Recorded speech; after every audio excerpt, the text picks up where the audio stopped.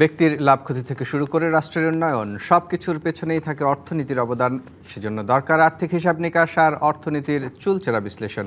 আর এই বিশ্লেষণ নিয়ে ডিবিসি নিউজের সাপ্তাহিক আয়োজন অর্থনীতির সংলাপ। সঙ্গে আছি আমি মোস্তফা মাহবুব।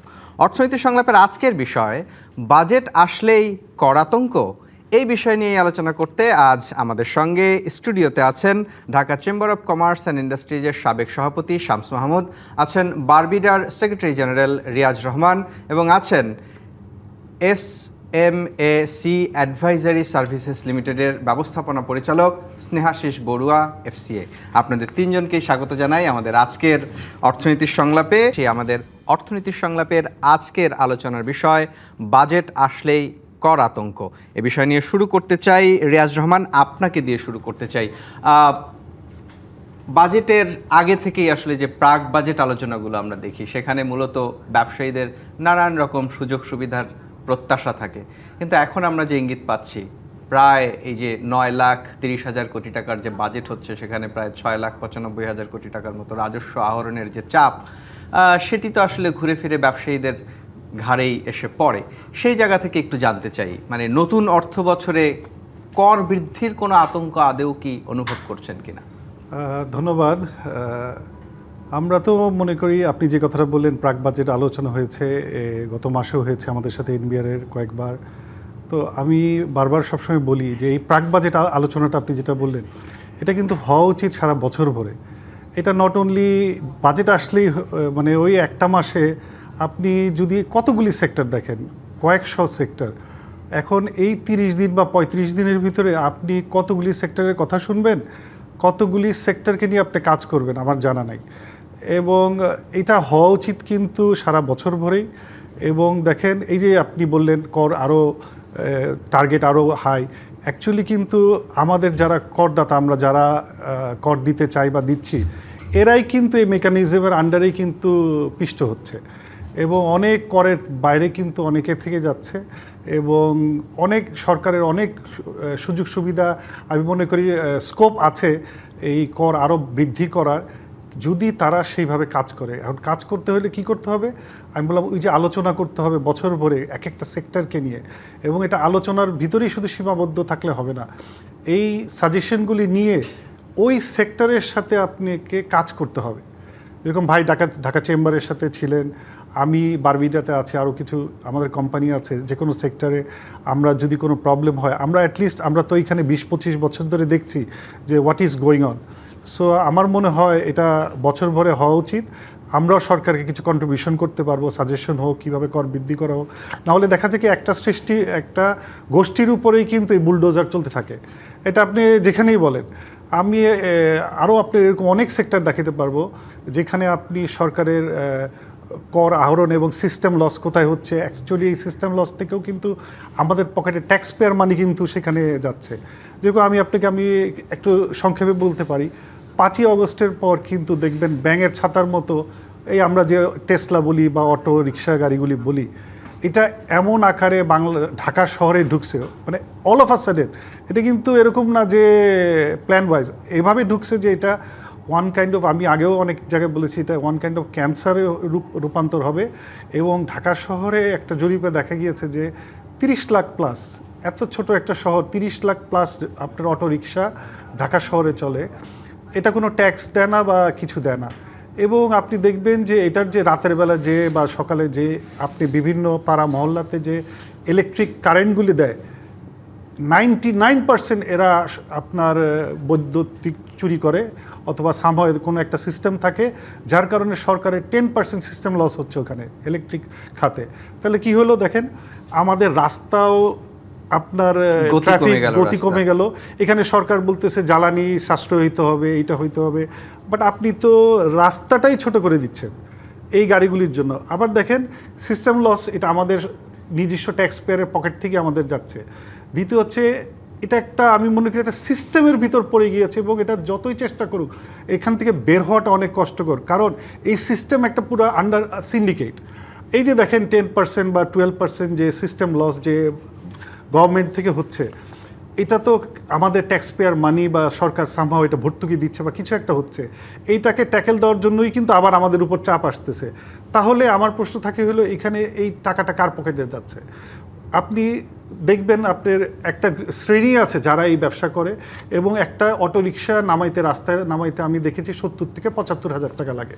খেয়াল করবেন জিনিসটা, ও জমা দেখ বা যেটিও করুক, ওর 400 থেকে 500 টাকা একটা অটোরিকশায় তার জমা দিতে হয়। আর যে চালায় সে 800 থেকে 1,000 টাকা কথা বলার পর জানা গিয়েছে তার একটা মোটামুটি ইনকাম থাকে। তাহলে আপনি চিন্তা করেন বাংলাদেশে এমন কোন ব্যবসা আছে 70,000 টাকা জমা দিয়ে সে ইলেকট্রিকও বিল দিল না, কিছুই করলো না, পকেট থেকে আপনার কিছুই তার ভরতে হলো না, উইদিন 4 to 6 মান্থসের ভিতরে কিন্তু তার যে ইনভেস্টমেন্ট পুরো টাকাটা কিন্তু চলে আসতেছে। এখন আপনি এই জায়গাগুলি যদি ব্লক না করেন তাহলে এটা শুধু আপনি সমস্যার সমাধান করতে পারবেন না, এটা আস্তে আস্তে আরো প্রকট আকার ধারণ করবে। আপনার কাছে আরো শুনবো। শামস মাহমুদ, আপনার কাছে একটু আসতে চাই। মানে এই যে কর অব্যবস্থাপনার একটা ছোট্ট উদাহরণ যেটি রিয়াজ রহমান দিলেন, আপনার কাছে একটু জানতে চাই। মানে ব্যবসায়ীদের প্রতি আমরা দেখি যে আসলে প্রতি বছরই ব্যবসায়ীদের দিক থেকে দাবি থাকে কর্পোরেট ট্যাক্স কমাতে হবে, বা বিশেষ কোনো খাত তারা দাবি করেন যে কর অব্যাহতি, নানান রকম সুযোগ সুবিধা, কিন্তু বাজেটে ঘুরে ফিরে এসে দেখা যায় যে কোনো না কোনোভাবে ওই তাদের উপরেই কর কমলে হয়তো উৎসে কর বাড়ে, উৎসে কর কমলে সরাসরি কর বাড়ে, কিন্তু তাদের উপরেই প্রেশারটা আসে। তাহলে মানে বাজেট মানেই কি ব্যবসায়ীদের জন্য একটা আতঙ্ক হয়ে গেছে কিনা করে? না দেখেন, এখানে যে জিনিসটা রিয়াজ সাহেব যেই মানে হি এক্সপ্লেইন ভেরি নাইসলি, হ্যাঁ, মানে এটাই আমাদের বাস্তবতা। এখানে প্রবলেম যেটা হয়েছে, স্ট্রাকচারাল যে উইকনেসটা আছে, ধরেন আমাদের মানে আমরা যেটা জানি সবাই, আমাদের ট্যাক্স বেসটা খুব ছোট, ন্যারো। তো তারপরে আমাদের এডিবি বাস্তবায়ন, implementation, cost overrun, project time extension, cost escalation, যেটা সরকার ধরেন যেগুলো ইনচার্জ থাকে, হ্যাঁ, এটা ঘুরিয়ে পেঁচিয়ে কিন্তু যখন এই যে কস্ট আবার এসকেলেট করে তখন কিন্তু ট্যাক্স পেয়ারের টাকা দিয়েই কিন্তু ওখান থেকেই টাকাটা ইয়ে করা হয়। তো বিজনেস কমিউনিটি এটা লো হ্যাঙ্গিং ফ্রুট, হ্যাঁ, কারণ আমরা এখানে ব্যবসা করছি, আমার এখানে ব্যবসা গুটিয়ে কালকে আমি চলে যেতে পারবো না কোথাও। আমি যদি সার্ভিস দিতাম আমি চলে যেতে পারতাম, আমি এখান থেকে রিলোকেট করে অন্য একটা দেশে গিয়ে ওই একই সার্ভিস আই কুড প্রোভাইড। যেহেতু আমার ম্যানুফ্যাকচারিংয়ের সাথে আমরা জড়িত, we can't live just like that, তো আমি এখানেই থাকবো। হ্যাঁ, তারপর যেটা ধরেন টেক্সটাইল অথবা ইয়েতে আমি একটা ইনভেস্টমেন্ট করেছি, এখন এটাকে মজবুত করার জন্য ব্যাকওয়ার্ড লিঙ্কেজ ইনভেস্টমেন্ট করলাম, তো এরকম করে করে রিইনভেস্টমেন্ট কিন্তু আবার করছি এখানে।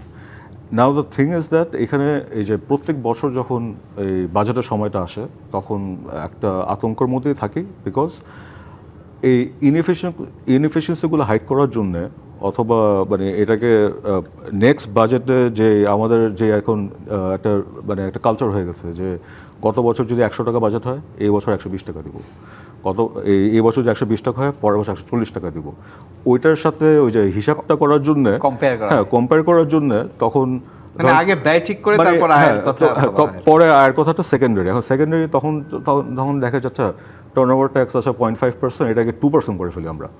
তারপরে আমরা চিলাচিলি করবো, ব্যবসায়ীরা বলবো 2% হলে it actually it's comes to 25% effective ট্যাক্সে, হ্যাঁ। তখন আমরা চিলাচিলি করার পর ওটাকে বলবো আচ্ছা ঠিক আছে, আমরা কথা শুনলাম তোমাদের একটা মানে মাঝপথে আসি, হ্যাঁ, আমরা 1% করে দেবো। 1% ইজ অলমোস্ট 10%। আচ্ছা, এরাই গেলো এআইটি, তো আমার তো পুঁজিটা ওখানে আটকে গেলো, আমি তো রোলিং ব্যবসা করি, রাইট, তো ওটা আটকে গেলো।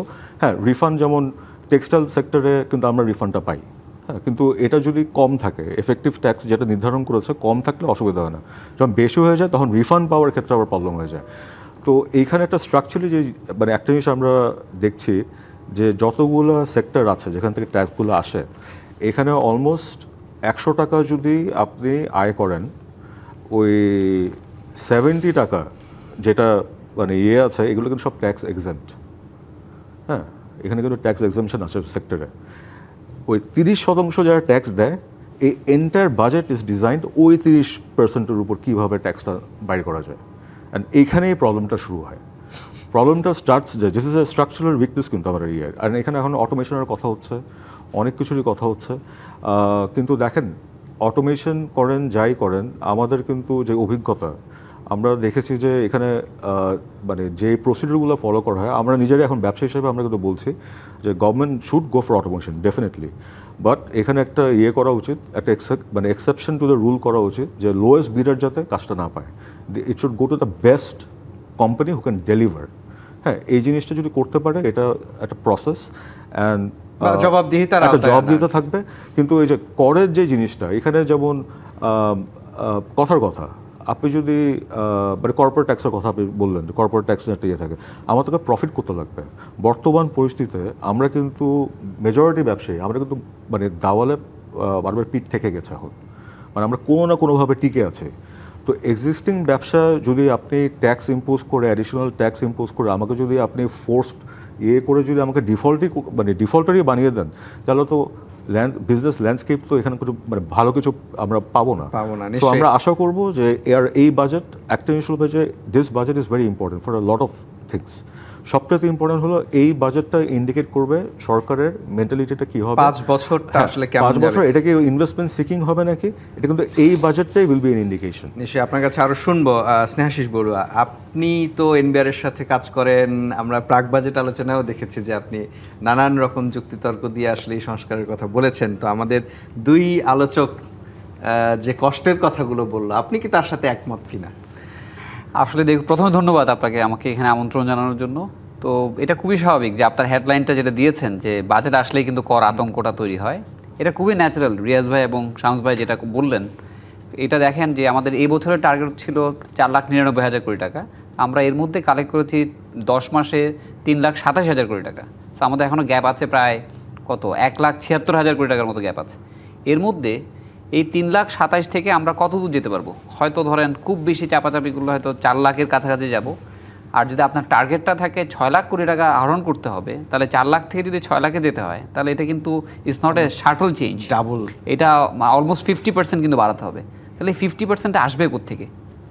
50% আসবে, আপনি বারবার আপনারা হয়তো দেখেন যে আমাদের 1,28,00,000 মতো ইটিআইন ধারী আছে, তার মধ্যে 45 লাখ লোক রিটার্ন দেয়। আর এই 45 লাখ লোকের মধ্যে 13-14 লাখ হচ্ছে নীল রিটার্ন, একটা বড় অংশ হচ্ছে মার্জিনাল ট্যাক্স দেয়। তাহলে ট্যাক্সের বেসটা কিন্তু খুবই ন্যারো, মানে ইনকাম ট্যাক্সের বেস হচ্ছে খুবই ন্যারো। সেই জায়গায় তো আমার একটা প্রশ্ন আছে, আমরা বিগত সরকারের মানে অন্তর্বর্তী সরকারের আগের সরকার অর্থাৎ বিগত রাজনৈতিক সরকারের কথা যদি দেখি, ওই সময় একটা তো প্রতিযোগিতা তৈরি হয়েছিল যে কত বেশি টিন আমি দেখাবো, এবং সে কারণে আমরা দেখেছি যে খুব মার্জিনাল ইনকাম তাদেরকেও বাধ্যতামূলকভাবে টিনের আওতায় আনা হয়েছে। মানে সেই টিনটাই কি এখন আসলে বোঝা হয়ে দাঁড়িয়েছে কিনা? আমরা যে সংখ্যায় বারবার বলছি যে এতগুলো টিন যারা রিটার্ন দিচ্ছে না, মানে সেটা কোনো ইম্প্যাক্ট আছে কিনা? হ্যাঁ, এটা তো অবশ্যই ইম্প্যাক্ট আছে। আসলে 1,28,00,000 লোক তো আর ধরেন অনেকে হয়তো লাইভ নেই, মানে অনেকে মারা গেছেন, অনেকে বিদেশ চলে গেছেন, অনেক বিজনেস বন্ধ হয়ে গেছে। একবার টিন যে লাগানো শুরু হয়েছে, এটা তার কখনো ডিলিস্টিং হয় নাই আইন থাকলেও। সো আপনার নাম্বার তো অলওয়েজ ইনক্রিজিং নেচার আছে। প্রবলেমটা হচ্ছে আমাদের ইমপ্লিমেন্টেশনে, মানে আইনের প্রবলেম না। আপনাকে বলা হয়েছে যে যদি আপনি রিটার্ন না দেন এতগুলো সেবা পাবেন না। তাহলে এখন ওয়ান অফ দ্য কি হচ্ছে, ধরেন আপনি ট্রেড লাইসেন্স নিয়েছেন, রিনিউ করতে গেলে অবশ্যই আপনাকে পিএসআর নিতে হবে। তাহলে এটার এনফোর্সমেন্ট কে করবে? তাহলে এখানে সরকারের মানে রাজনৈতিক সরকারের সদিচ্ছা আছে কিনা? এখন ধরেন বিভিন্ন যেটা আপনি গ্রোথ সেন্টার্সগুলো আছেন না, ঢাকা না, আপনি যদি দেখেন ইনকাম ট্যাক্স কালেকশনস চিটাগং এবং ঢাকা মিলেই দেখবেন মোর দ্যান 85% কালেক্ট হয়।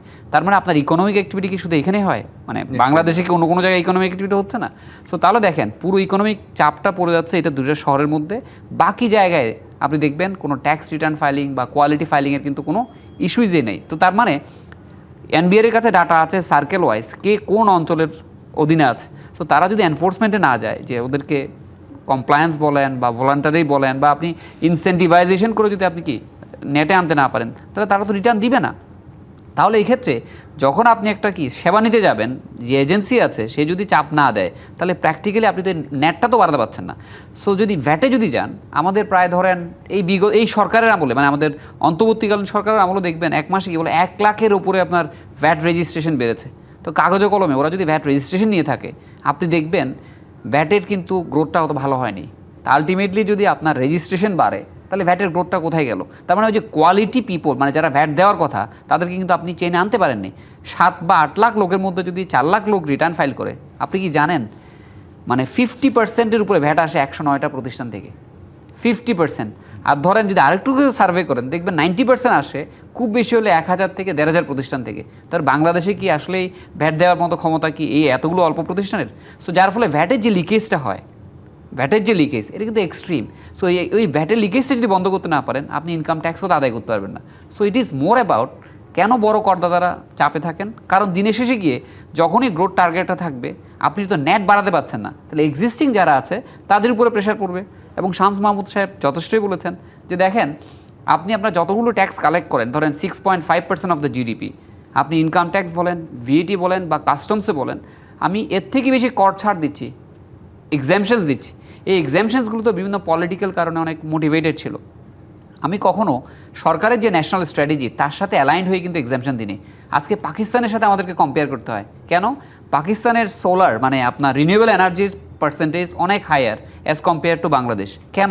কারণ দেখবেন আমাদের যে ডিউটি স্ট্রাকচার, সেই ডিউটি স্ট্রাকচারে দিয়ে আপনি একটা জিনিস ইম্পোর্ট করতে গিয়ে হাই কস্ট চলে আসে, কেউ কিন্তু আর এই ইনসেন্টিভাইজেশন যাচ্ছে না। সো এই ক্ষেত্রে সরকারকে আসলে ভাবতে হবে যে আমি আসলে কর ছাড় কাদেরকে দিব, তাদের পারফরমেন্স ক্রাইটেরিয়াটা কী হবে, তারা কি আসলে সেটা অ্যাচিভ করছে কিনা। কারণ আমি শুধু একটা আইন বানাই দিলাম, আইন বানানোর পর আমি যে পোস্ট ইমপ্লিমেন্টেশন যে রিভিউ সেটা করলাম না, তাহলে তো যে ছাড় পাচ্ছে সে অর্থনীতিতে কোনো কন্ট্রিবিউশন না করে কিন্তু ছাড় পেতেই থাকবে। এবং রিয়াজ ভাই যেটা বলেছেন উনি তো শুধুমাত্র বললেন মানে ওরা শুধুমাত্র ট্যাক্স নিয়ে পাচ্ছে বা বিদ্যুৎ পাচ্ছে। চিন্তা করেন এই পার্টসগুলো কোত্থেকে আসছে, এগুলো ইম্পোর্টেড, কোনো না কোনো জায়গায় ম্যানুফ্যাকচারিং হচ্ছে, এদের কোনো জায়গায় চার্জিং হচ্ছে। এই যে পুরো একটা সাপ্লাই চেইন, পুরো ইকোসিস্টেম যদি নিয়ে আমি কাজ না করি, আমি যদি শুধু বলি যে না টেসলার ওনারদেরকে ট্যাক্স করবো, এবং রিয়াজ ভাইয়ের জন্য বলি যে এনবিআর কিন্তু বাংলার টেসলার উপরে ট্যাক্স কিন্তু এবছর আসছে, মানে যেটা আমাদের পত্রপত্রিকায় রিপোর্ট হয়ে থাকে। শুধু তাদেরকে আনলে তো হবে না, হোল ইকোসিস্টেম নিয়ে চিন্তা করতে হবে কীভাবে আমরা একটা ফ্রেমওয়ার্ক দাঁড় করাতে পারি। নিশ্চয়ই আপনার কাছে আরও শুনবো। আমার একটা বিরতিতে যাওয়ার সময় হয়েছে, কিন্তু তার আগে একটু রিয়াজ রহমান আপনার কাছে একটা প্রশ্ন রেখে যেতে চাই। আমরা মানে যেমনটা আন্দাজ করছি বা আজ পাচ্ছি এনবিআরের কথাবার্তায় মোটরসাইকেল ব্যবহারকারীদের উপর একটা অ্যাডভান্স ইনকাম ট্যাক্সের সিদ্ধান্ত শোনা যাচ্ছে, সেটি হয়তো বসতে পারে। একই সাথে গাড়ি, আপনার যে ব্যবসা সেই গাড়ির উপরেও ট্যাক্স বসানোর কথা আমরা শুনছি, যেটি জীবাশ্ম জ্বালানির গাড়ি। তো এই কর এগুলো বসলে আসলে এই শিল্পগুলোর কি হবে সে বিষয়ে আপনার কাছে একটু জানতে চাইবো, কিন্তু তার আগে একটা বিরতি নিতে হবে। দর্শক, আপনারা দেখছেন অর্থনীতির সংলাপ, এ পর্যায়ে নিচ্ছে একটি বিরতি, সঙ্গেই থাকুন। স্বাগত আরেকবার অর্থনীতির সংলাপে। আজকের বিষয় বাজেট আসলেই কর আতঙ্ক, এ বিষয় নিয়ে কথা বলছিলাম। রিয়াজ রহমান, আপনার কাছে একটু জানতে চাই, আমরা মানে যেটা জানতে পারছি বা শুনতে পারছি বা নানানভাবে নানান সোর্সে যেটি আলোচনা হচ্ছে যে মোটরসাইকেল ব্যবহারকারীদের উপর একটা অ্যাডভান্স ইনকাম ট্যাক্স বসতেছে। আবার একই সাথে যারা গাড়ি ব্যবহার করেন, বিশেষ করে 10 লাখ 12 লাখ 15 লাখ টাকা দামের যে গাড়িগুলো, তেলের গাড়ি বা হাইব্রিড গাড়ি, সেটার উপরে এর ব্যবহারকারীদের উপরেও করের বোঝাটা হয়তো খানিকটা বাড়বে। এই ধরনের সিদ্ধান্তগুলো আসলে এই উদীয়মান শিল্পগুলোতেই বা কী প্রভাব ফেলবে, আর সামগ্রিক কর ব্যবস্থাপনা বা বাণিজ্যের ক্ষেত্রে আসলে এটা কী প্রভাব ফেলবে? ধন্যবাদ। আমি মনে করি আপনি কর চাপাইলেই কিন্তু হলো না, আপনার কাস্টমারদেরকে গাড়ি কিনতে দিতে হবে বা প্রোডাক্ট কিনতে দিতে হবে। আপনি যদি এইসব চাপায় যদি আপনি ইম্পোজ করেন বেশি, তাহলে কিন্তু একটা পর্যায়ে আসলে পরে দেখবেন দে উইল স্টপ বাই। তাহলে আপনি একদিক দিয়ে বলতেছেন যে আমার রাজস্ব দরকার, রাজস্বর জন্য হাহাকার করতেছেন, আরেক দিক দিয়ে যেখান থেকে আপনারা রাজস্ব আসতেছে সেটার উপরে আবার আপনি যাতা দিয়ে ধরতেছেন, তাহলে আপনি কোথায় যাবেন? আপনি দেখবেন গত লাস্ট 5 ইয়ার্সে আমাদের গাড়ির ক্ষেত্রে আমরা দেখেছি বিআরটি এর রেজিস্ট্রেশন অনুযায়ী অলমোস্ট 50% ড্রপ করেছে। তার মানে আপনার রাজস্বটাও ড্রপ করেছে। এবং এটা যদি আপনার যদি মানুষকে কিনতে দেওয়া হতো, তাহলে কিন্তু আপনি শুধু সরকার রাজস্ব বাড়তি হতো না, আপনি কিন্তু প্রতি বছর যে এআইটি বললেন ফিটনেস টোকেনের যে টাকাটা, সেটাও কিন্তু সরকার পেত। এখন গাড়িটা আমি বিলাসিতা মনে করি না, এটা কিন্তু নেসেসিটি। এবং একটা মধ্যবিত্ত ফ্যামিলির একটা গাড়ি এখন একটা বিশাল চাওয়া, বিকজ আমাদের কিন্তু সেরকম ট্রান্সপোর্ট যে পাবলিক সেক্টরটা সেরকমভাবে গড়ে ওঠেনি। আমাদের দেখা উচিত, আমাদের মূল জাপানি গাড়িগুলো এখন প্রায়োরিটি দেওয়া উচিত হাইব্রিড, প্লাগ ইন হাইব্রিড দিকে। প্লাগ ইন হাইব্রিড কিন্তু ইলেকট্রিকেও চলে, যার কারণে কিন্তু আপনি কিন্তু এখনও ইভি গাড়ি ইনফ্রাস্ট্রাকচার তৈরি হয়নি, যার কারণে আপনি কিন্তু আমাদের এই যে শিল্পটা আমরা 40-50 বছরে গড়ে আসছি, এবং মানুষ যে কনফিডেন্টলি জাপানিজ গাড়ি কিনে, আপনার সেই প্ল্যাটফর্মটাকে ব্যবহার করে যখন আপনি প্লাগ ইন হাইব্রিড আপনি সুযোগ দিবেন, তো মানুষ তো কিনবে আরও বেশি করে, তখন কিন্তু চার্জিং স্টেশনের প্রয়োজন হবে। আপনি আশ্চর্য হবেন, এই পর্যন্ত ইভি আমি যতদূর জানি 700 গাড়িও বাংলাদেশে নাই। তা আপনি 700 গাড়ি বাংলাদেশের জন্য কি আপনি ইভি স্টেশন কটা তৈরি করবেন? নাম্বার 1। নাম্বার 2, আমাদের আসলে দেখা উচিত কোথায় কোথায়। ঢাকা শহরে কিন্তু আপনি অনেকে বলে যে গাড়ির জন্য ট্রাফিক জ্যাম হয়, আমি মনে করি এটা না।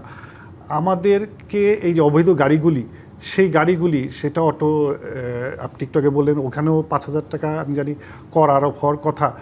ওরা কিন্তু মাসে 5,000 টাকাও যদি আরোপ করেন তাও কিন্তু দিতে খুশি, বিকজ ওর ইনকাম ইজ ভেরি হাই।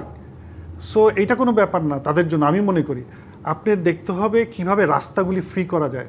আপনি দেখবেন যে রাস্তাগুলি একটা সিন্ডিকেট, একটা সিস্টেম, আমরা এমন একটা সিস্টেমে পড়ে গিয়েছি যে সিস্টেম থেকে বের হইতে পারতেছি না। আমি একটা বিষয় একটু জানতে চাই, মানে আপনাদের প্রস্তাবনা কি ছিল এই খাতের জন্য? আমরা বলেছিলাম যে হাইব্রিড, যেহেতু এটা ব্যাটারি চালিত, এটা এনভায়রনমেন্ট ফ্রেন্ডলি এবং পৃথিবীর অনেক দেশে এটার উপরে অনেক ইনসেন্টিভ দেয়। আপনারা হাইব্রিড এবং প্লাগ ইন হাইব্রিডটা দেখা উচিত বিবেচনার সাথে ইভি। কারণ একা আপনি ইভি সুবিধা দিলে, আপনি ইনফ্রাস্ট্রাকচার যদি তৈরি না করতে পারেন, এটা কিন্তু লাভ হবে না।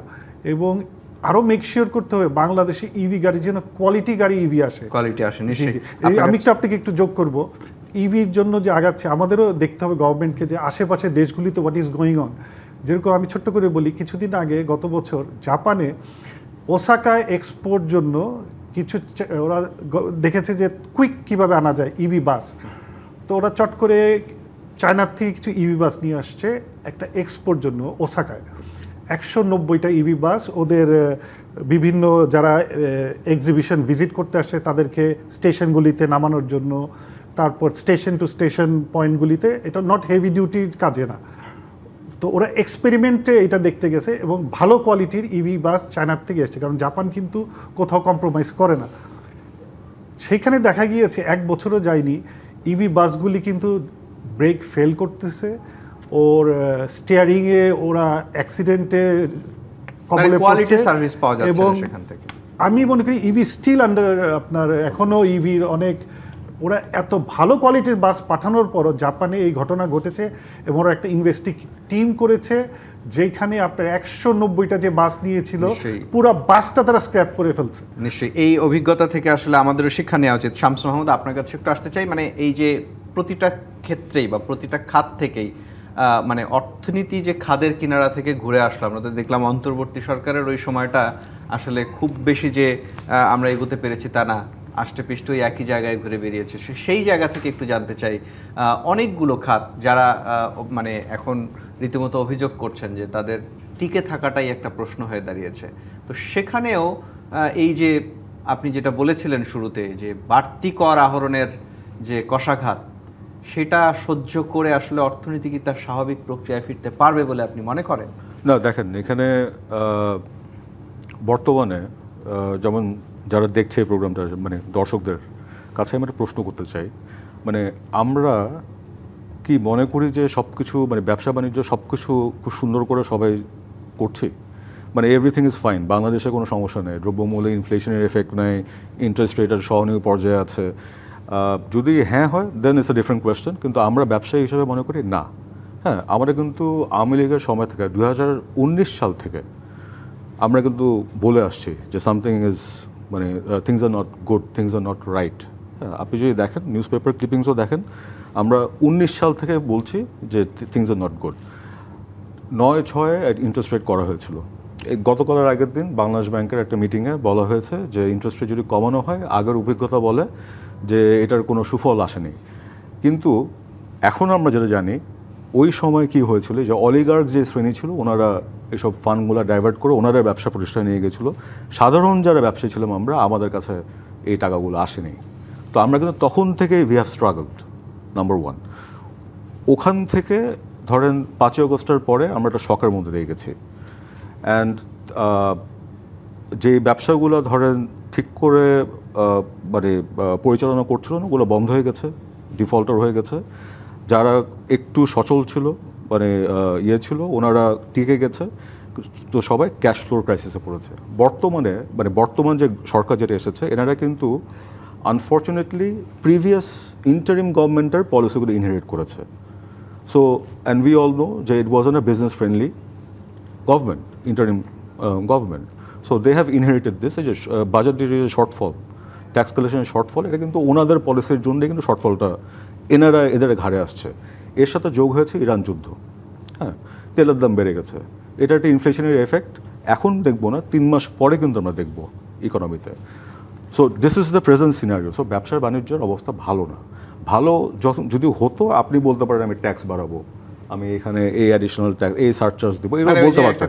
হ্যাঁ, আপনি মানে বলতে পেটে পারতেন, খেলে পিঠে হ্যাঁ, সয়। আপনি বলতে পারতেন, কিন্তু সিচুয়েশন ইজ নট দ্যাট। এখন যে জিনিসটা আমাদের জন্য যেটা সবচেয়ে অ্যালার্মিং, যেটা এই গভর্নমেন্ট একটা ইলেক্টেড গভর্নমেন্ট ইলেকশনের মাধ্যমে আসলো, এনারা কিছু প্রতিশ্রুতি দিয়েছিল ম্যানিফেস্টোে, সোশ্যাল ওয়েলফেয়ার স্কিম এগুলোর, যেমন আমরা দেখেছি ফ্যামিলি কার্ড, ফার্মার্স কার্ড, এগুলো অনেক কিছু দেওয়া হয়েছে। These are good steps. এনারা একটা সেন্ট্রালাইজ সিস্টেমে একটা একটা মানে অটোমেটেড একটা ওয়েতে, একটা স্ট্রাকচারাল ওয়েতে, আগে যেমন অনেক এখানে লুপহোল ছিল মানে এইসব সেফটি নেটে টাকা চুরি হতো, যে লোক মারা গিয়েছে ওনার ফ্যামিলি মারা যাওয়ার পরও 5-6 বছর ধরে ভাতাগুলো নিচ্ছিল, এগুলো ওনারা বন্ধ করবে। Well and good. এখন দ্য প্রবলেম ইজ এই সামনে যে বাজেট যেটা আসছে, এখানে কিন্তু অ্যালোকেশনটা বেড়ে গেছে এগুলোর জন্য। So the allocation for the safety net is there. At the same time জুলাইয়ের 1 তারিখ থেকে নতুন পে স্কেল শুরু হবে, ওখানে আপনার ফার্দার অ্যালোকেশন লাগবে নিশ্চয়ই। আপনি গত সপ্তাহে নিউজ পেপার যদি দেখেন, প্রাইভেট সেক্টর ক্রেডিট গ্রোথ, যে মানে আমরা ব্যাংকের থেকে প্রাইভেট সেক্টর যে টাকাটা নিয়ে যে ব্যবসা বাণিজ্য করি, is the historically lowest, record হয়েছে। হ্যাঁ, record lowest. Export growth last 9 মাস নেগেটিভ গ্রোথ, এটা কখনো আমরা দেখিনি। So things are not good. এখন আমাদের জিনিসটা হলো এই বাজেটে যে এই এক্সট্রা যে সোশ্যাল সেফটি নেট আর এই যে পে স্কেলে যে টাকাটা আসবে, আমি সব কিছু বাদ দিলাম, এই দুটা যে অ্যাডিশনাল এক্সপেন্স, এটা সরকার কোত্থেকে নেবে? ওনারা তো ব্যাংকের থেকে নেবে। তো আমার historically private sector credit growth is the lowest. তো মানে তখন আমি কই গিয়ে দাঁড়াবো? আয়ের চাকা কোনোভাবেই ঘুরছে না, কিন্তু ব্যয় নিয়ে বড় স্বপ্ন দেখছি। আমার একটা বিরতিতে যাওয়ার সময় হয়ে গেছে। স্নেহাশিস বড়ুয়া, আপনার কাছে একটা প্রশ্ন রেখে যেতে চাই বিরতি থেকে এসে নিশ্চয়ই আপনার কাছে শুনবো। আমরা দেখি বাংলাদেশে যখন কোনো পরিকল্পনা হয়, আমরা সব সময় পশ্চিমা বিশ্বের সুন্দর সুন্দর মডেল দেখি, কিন্তু কর আহরণের ক্ষেত্রে, কর ব্যবস্থাপনার ক্ষেত্রে মানে আমাদের চিন্তা ভাবনাগুলো সবসময় শুধু আমাদের মধ্যেই কেন আটকে থাকে, আমাদের মতো করেই কেন ভাবনাগুলো হয়, এটার উত্তর আপনার কাছে জানতে চাই, কিন্তু তার আগে একটা বিরতি নিতে হবে। দর্শক, আপনারা দেখছেন অর্থনীতির সংলাপ, এরপর যে নিচ্ছে আরও একটি বিরতি, সঙ্গেই থাকুন। স্বাগত আরেকবার অর্থনীতির সংলাপে। আজকের বিষয় বাজেট আসলেই কর আতঙ্ক। এই বিষয় নিয়ে কথা বলছিলাম। স্নেহাশিস বড়ুয়া, আপনার কাছে জানতে চাই যে বাংলাদেশে যদি কোনো আমরা ব্রিজ করতে যাই, কালভার্ট করতে যাই, বা যে কোনো কিছু করতে গেলে আসলে বিদেশের প্রসঙ্গ চলে আসে, তাই না? আমরা উন্নত বিশ্বে, আমেরিকায় এটা হয়েছে, অস্ট্রেলিয়ায় এটা হয়েছে, ইউরোপে এইভাবে হয়, আমাদের নীতি নির্ধারকরা সুন্দর করে সভা সেমিনারে সাধারণত বলেন। তো এই যে ট্যাক্স কালেকশন, কিভাবে এটাকে আরও স্বচ্ছতা, জবাবদিহিতার মধ্যে আনা যায়, কিভাবে নাগরিক বান্ধব করা যায়? উন্নত বিশ্বে তো এই মানে ট্যাক্স নিয়ে নিশ্চয়ই নাগরিকদের অথবা ব্যবসায়ীদের এত অভিযোগ আমরা শুনি না। জি, বাংলাদেশ কেন সেই পলিসিগুলো ফলো করে না? সো আসলে দেখেন, মানে আমরা এগুলোকে বলি স্ট্যান্ডার্ড বেস্ট প্র্যাকটিস। মানে যখনই কম্পেয়ার হয় তখন স্ট্যান্ডার্ড বেস্ট প্র্যাকটিসই বলি। ধরেন শামস ভাইয়ের কিছু, মানে উনি একজন অন্টারপ্রেনার, ইন্ডাস্ট্রিয়ালিস্ট আছেন, উনি যদি দেখেন যে না, আমি ভিয়েতনামে যদি ব্যবসা করি তাহলে আমার রিটার্নটা হয় সে 15%, আর বাংলাদেশে যদি ব্যবসা করি তাহলে আমার হয়তো মানে হবে রিটার্ন অন ইনভেস্টমেন্ট হবে 20%, তাহলে উনি কোনটা চুজ করবেন? উনি অবশ্যই চুজ করবেন যেখানে ওনার রিটার্নটা বেশি হয়, এবং এই রিটার্নটা যেন সাস্টেনেবল হয়। হয়তো 1 বছর 20% করলেন, আরেক বছর হয়তো আপনি 10%-এ চলে গেলেন, তাহলে আনপ্রেডিক্টেবিলিটি থাকলে সেটা তো হয় না। তা আমাদের সবচেয়ে বড় সমস্যা হচ্ছে আসলে একটা স্ট্রাকচারাল প্রবলেম। আমাদের দ্য ভেরি সিস্টেম, সেটা ইনকাম ট্যাক্স বলেন, ভিএটি বলেন, কাস্টমস বলেন, এখানে কিন্তু স্ট্রাকচারাল প্রবলেমটা কিন্তু আছে। এই স্ট্রাকচারাল প্রবলেমগুলো কিন্তু আইনের মধ্যেই আছে। আপনি স্টার্টিং ফ্রম কাস্টমস অ্যাক্ট, এখানে দেখবেন যে কোনো ব্যবসায়ীর কাছে যাবেন, তাদের প্রবলেম বলবে ভ্যালুয়েশন এবং ক্লাসিফিকেশনের সমস্যা।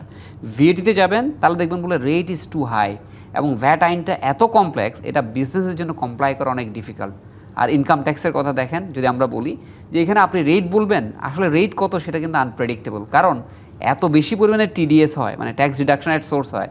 আপনি যতই বলেন যে আমার ট্যাক্স রেট লিস্টেড কোম্পানির জন্য 20% বা আনলিস্টেডের জন্য 27.5, আসলে তার রেট তো এটা থাকে না। তার রেট হয়ে যায় হয়তো কোনো ক্ষেত্রে 60-70%, মানে ইফেক্টিভ ট্যাক্স কিন্তু অনেক হাই। তাহলে আলটিমেটলি গিয়ে আমাদেরকে প্রথমে কাজ করতে হবে, যদি আমরা আসলেই সংস্কার চাই তাহলে প্রথমে আমাকে তারা কিন্তু রেটগুলো রেশনালাইজ করতে হবে, বুকস অফ অ্যাকাউন্টস বা কমপ্লায়েন্সের যে বিধানগুলো আছে এগুলোকে ইজি করতে হবে, সিম্পলিফাইড করতে হবে। আর যখন আমি আইন নিয়ে কাজ করব, শুধু আমি একটা প্রতিষ্ঠানে শুধু ইনকাম ট্যাক্সের সমস্যার সমাধান করলে হবে না, তার কাস্টমস, ভিএটি কম্প্রিহেন্সিভ ওয়েতে আমাকে কিন্তু সমাধানটা করতে হবে। এগুলো না করলে ব্যবসায়ীদের পক্ষে করভারটা কমানো কিন্তু সম্ভব হবে না। ধরেন আপনি যখন বলেন স্ট্যান্ডার্ড বেস্ট প্র্যাকটিস, আমরা কি চাই?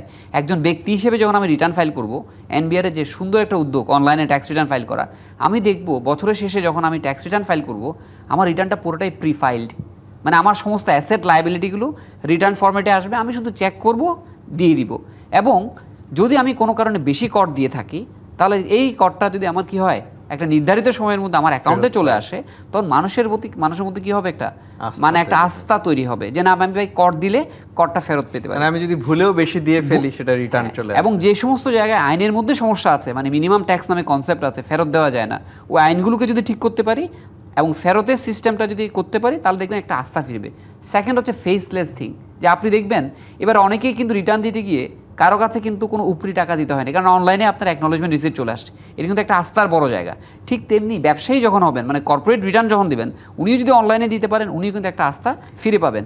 মানে আমার যে ফিজিক্যাল অ্যাটাচমেন্ট, এটা আমি যত কমাতে পারবো, মানে আমি ঠিক সেই জায়গাটাতেই আপনার কাছে প্রশ্ন করেছি, যখন মানে প্রসঙ্গ আসে উন্নত বিশ্বের, এই জায়গাটাতে কেন আমরা উন্নত বিশ্বের জ্ঞান, অভিজ্ঞতা এগুলো কেন কাজে লাগাই না? মানে আমাদের এনবিআর এর কর্মকর্তারা কি আসলে বিদেশে যান না?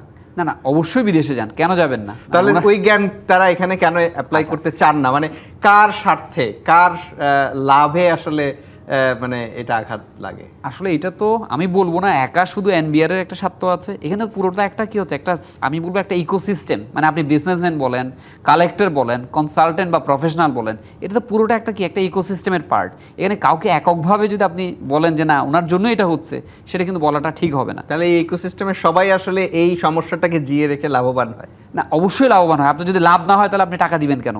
এটা তো সবাই বুঝে যে ভাই আমার 100 টাকা চাইলো, আমি যদি 10 টাকা দিয়ে যদি সেটা সমাধান করতে পারি, আমার তো 90 টাকা লাভ হচ্ছে, তাহলে আমি দিব না কেন?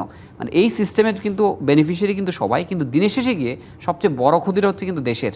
যে আমরা যদি কর ভার যেটা আছে, সবচেয়ে বড় জিনিস হচ্ছে আমার সবচেয়ে বড় যে জায়গা আছে, যে লেভেল প্লেইং ফিল্ডটা নাই। আমরা এখানে যদি 4 জন বসি, যদি শুধু আপনি কমপ্লায়েন্ট হন, আমি যদি 3 জন যদি নন কমপ্লায়েন্ট হই, তাহলে আপনি কি টিকে থাকতে পারবেন? নিশ্চয়ই না। এই জায়গায় এনফোর্সমেন্টটা যদি ঠিকমতো না হয়, কমপ্লায়েন্স লেভেলটা যদি এনশিওর করা না যায়, তাহলে আইনের প্রতিপালন এত সহজ হয় না। আপনাকে অসংখ্য ধন্যবাদ। শেষ করতে হবে, আমার হাতে আর 3 মিনিট সময় আছে। শামস মাহমুদ, মানে এই যে আতঙ্কের কথা আমরা বলছি, একটু আপনাদের চাওয়ার কথা শুনে শেষ করতে চাই। না, চাওয়ার যেটা আছে যে উই আর হোপফুল, আমরা হোপফুল। যেগুলো বাজেটের আগে পত্রপত্রিকা যেগুলো দেখেছি, একটা হলো নাসির সাহেব যে কথাটা বললো, ট্যাক্স প্রেডিক্টেবিলিটি, সরকার মানে ওদিকে যাচ্ছে, 5 বছরের একটা দিচ্ছে, which is a good step.